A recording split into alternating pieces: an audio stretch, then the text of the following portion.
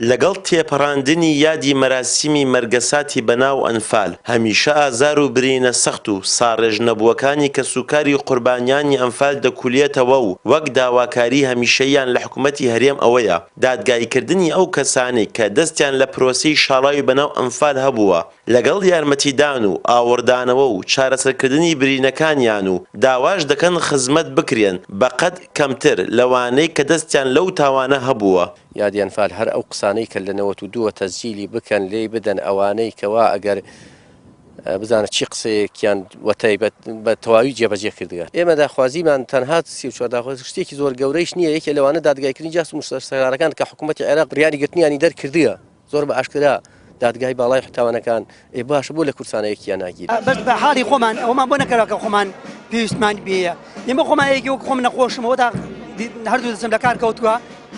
پێویستیم بە دەرزی میگڵۆبینێ ئەمە چەند جار سەردانی وەزیر بکەم کورد دەرزیەکەم کلۆژ بێ دەرزیەکەم 2 دەفتەر و نیوە لە هەندستان باای 7 دانە دەفتەر دەرزیم داوای سپاتێکم نەکردە ئەچمە لای وەزیری جوابێکم ناداتەوە. ئێمە حکوومەتی هەرێمی کوردستان ناڵێن لە ئەوانێک کە ئەنفالمانی کردیا زیاترمان بۆ بکە.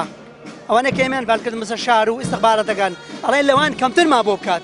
ئەگەر چی بەرپرسانی باڵا و لایەنی پەیوەنددارانی ئەم هەرێمە وەک نەریتێکی ساڵانە ئامادەی ئەم مەراسیم و یادەن بەڵام هیچ لەو ئامادەبوونەیان ناتوانێت تۆزقاڵێک لە ئێش و ئازار و مەینەتیەکانی کەسوکاری قوربانیانی ئەنفال کەم بکاتەوە و شارەزایەکیش لە بواری ئەنفال ئاماژە بەوە دەکات داخوازی هەرە گرنگی کەسوکاری قوربانیانی ئەنفال دادگایکردنی ئەو جاش و مستەشارانەیە کە دەستیان لە پرۆسەی بەناو ئەنفال هەبووە و هەروەها ئاماژەش بەوە دەکات دەبێت حکوومەتی هەرێم لەم یادەدا دامەزراندنی دامەزراوەیەکی نیشتیمانی و دیکۆمنتاری تایبەت بە ئەنفال ڕابگەیەنێت. حکوومەتی هەرێمی کوردستان ڕێکخراوەکان خەڵک چین و توێژەکان دەبێت فشار لەسەر حکوومەتی عێراقی بکەن بۆی بە فەرمی داوای لێبوردن لە کەسوکاری قوربانیانی تاوانی ئەنفال بکە. خاڵی سەرەکی تریش ئەوەیە کە لەم وڵاتە مؤسسەیەکی نیشتیمانی نەتەوەیی ئەرشیفی دەکۆمنتاریمان نییە.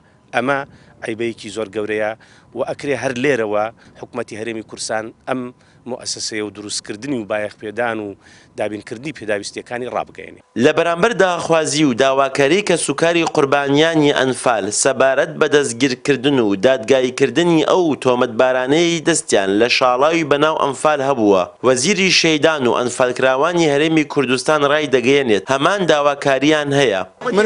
من دەڵێم داواکەم دادگای بکرێت بەڵام من پۆلیسم بیگرم من وەزارەتی مختەزنیم بەوە من وەزارەتی کاروباری شەیدانم داکۆکیەکەم لە مافی امتیازەتەکانیان من نووسراوی ڕسمیم ناردووە کە ئەمانە و ئەمری گرتنیان دادگایان بۆ دەرچووە بەڵام جێبەجێ ناکرێ ئەوە ئەنی پەیوەنددارە بێ وڵام بات. ساڵی 1970 دەشتی کاکی بە کاکی گەرمیان بەر قۆناغی سێمی شاڵاوی بەناو ئەنفال کەوت و لەو کاتەدا حکوومەتی ڕژێمی بەعسی ڕووخاو بە پاڵپشتی جاش و مستەشارە خۆفرۆشە کوردەکان بە شێوەیەکی زۆر درندانە و دوور لە هەموو قیەم و بەها ئاینی و مرۆیەکان زیاتر لە 300 گوندیان خاپوور کرد و لە ماوەی کەمتر لە 20 ڕۆژ بەپێی ئامار نافەرمیەکان زیاتر لە 20,000 منداڵ و ژن و پیا و پیر و گەنجی بێتاوانی گوندنشینان بێسەر و شوێن کرد و لە دەشتایەکانی عەرعەر و نوگرە سەرمان هەموویانی زیندە بەچاڵ کرد.